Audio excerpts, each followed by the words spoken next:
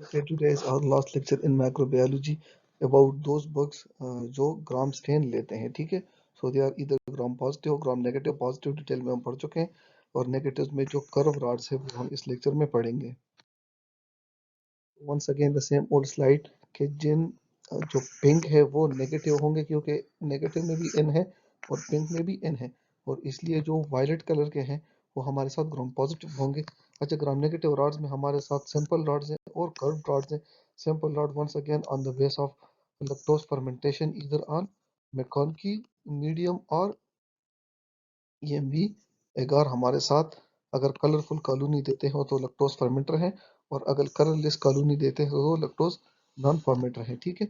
Now let's come to the curve rods. तो ये सारे हमारे साथ ऑक्सीडेज पॉजिटिव हैं, और अगर आप लोगों को याद हो तो इस अदर ग्रुप में हमारे साथ सिर्फ सल्मोनेला जो है वो है ऑक्सीडेज पॉजिटिव, ठीक है।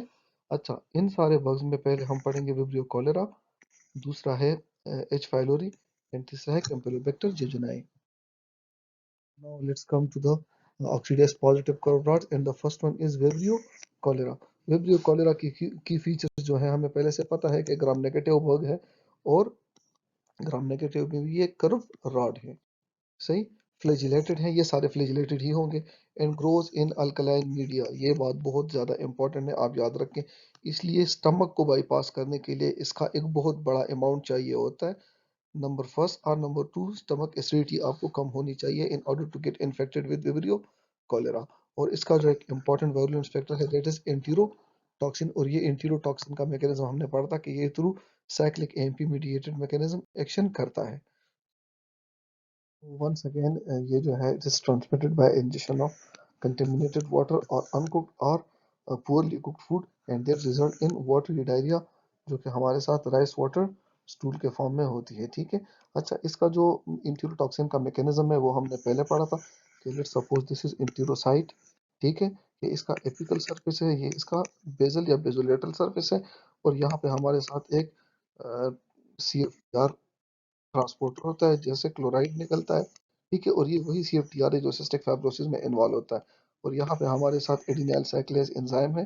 तो क्या होता है कि ये इंटीरोटॉक्सिन इस पे एक्ट करता है, और ये जो एडिनाइल साइक्लेज है ये ATP को कन्वर्ट कर देता है साइक्लिक AMP में, और साइक्लिक AMP फिर इस CFTR रिसेप्टर को एक्टिवेट करता है, and that is by secreting chloride into the lumen of the gut.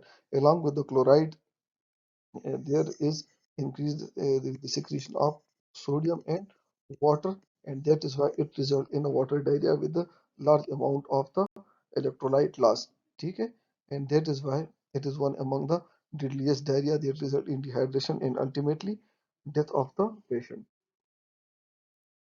So the second important bug is Campylobacter jejuni. Once again oxidase positive bug में तो gram negative है, curve rod है, oxidase positive है।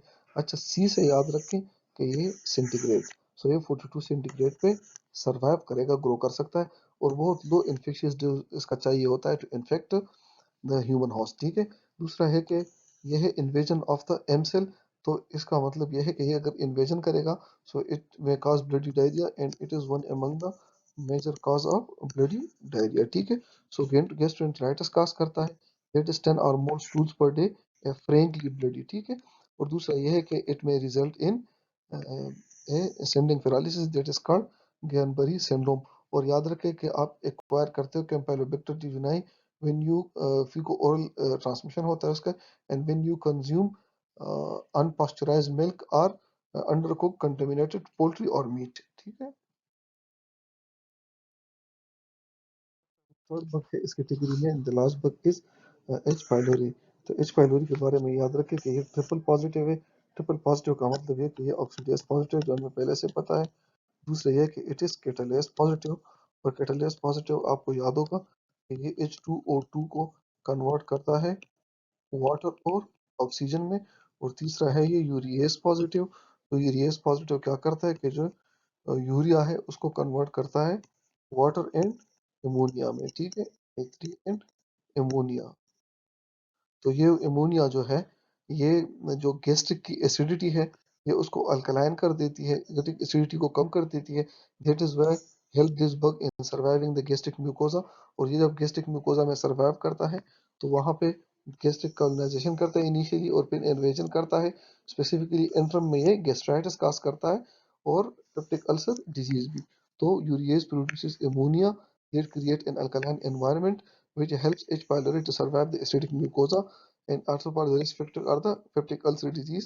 अच्छा, इसके अलावा ये stomach जो कार्सिनोमेटस कंडीशन है लाइक गैस्ट्रिक एडिनोकार्सिनोमा और माल्ट लिम्फोमा, ये उसको भी काज करता है। ठीक है, so with this we come to the end of this lecture. और याद रखें कि like other two bugs it is also motile, और मोटाइल है तो इसका मतलब ये है कि ये फ्लैजिलेटेड भी है। So with this we come to the end of this lecture. It was a very short lecture about the three bugs, but very important. जो की फीचर्स है वो आप जरूर हमेशा जरूर याद रखिएगा। Thank you so much.